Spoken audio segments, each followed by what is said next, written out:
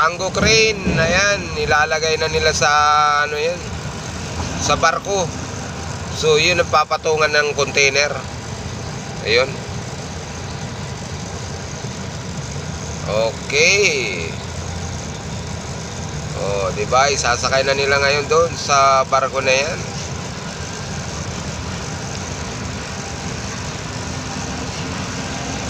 Actually, napakalaki talaga. Ayun, i-deploy na nila yan doon. So, and then, after mababa yan, ilalak nila para patungan naman ng mga container. Yan, yung mga utawan na yan. Yan, ipapatong nila yan, yung mga container na yan.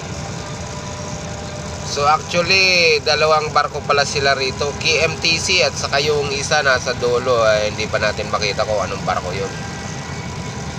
Ayun, yung isa na yun. So, medyo malaki rin na barko.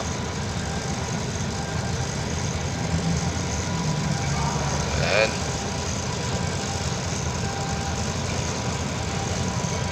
So, itong mga tango crane na to talagang grabe. Kahit gaano kabigat, kayang-kaya talaga. Sakalam ka, tango crane.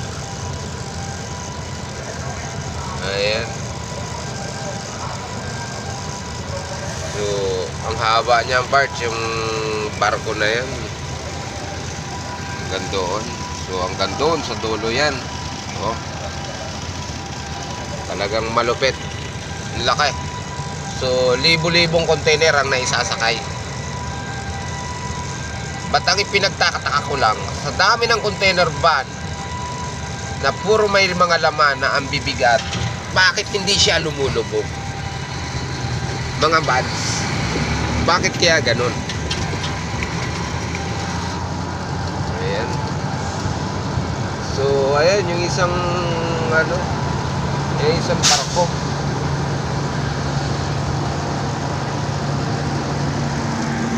Talagang ano, shout out sa inyo. Shout out dyan.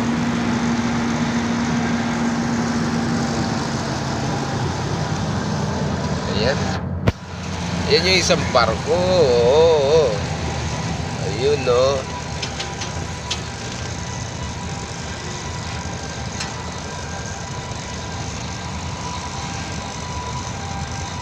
Diba? Laki rin. So, talagang malupit. Ayun. Cooperate din sila. Ayan.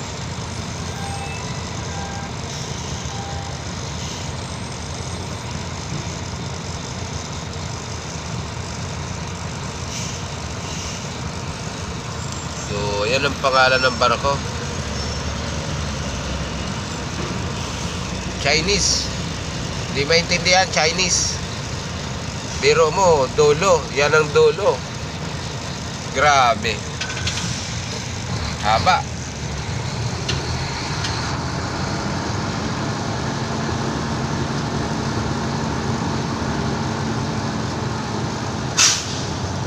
Yan. So, ibig sabihin talagang malaki ang kinikita ng MICP. Sakalam ka talaga, pero laging traffic naman. Yun ang ano ron.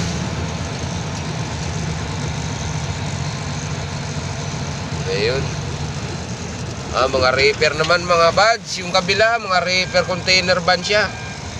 Okay, mga repair container van.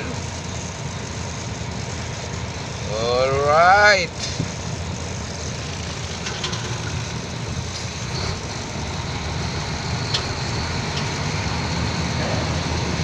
So, yan mga buds.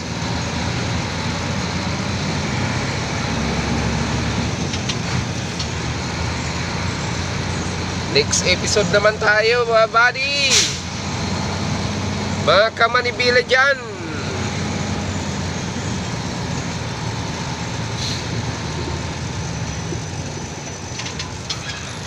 Ayan.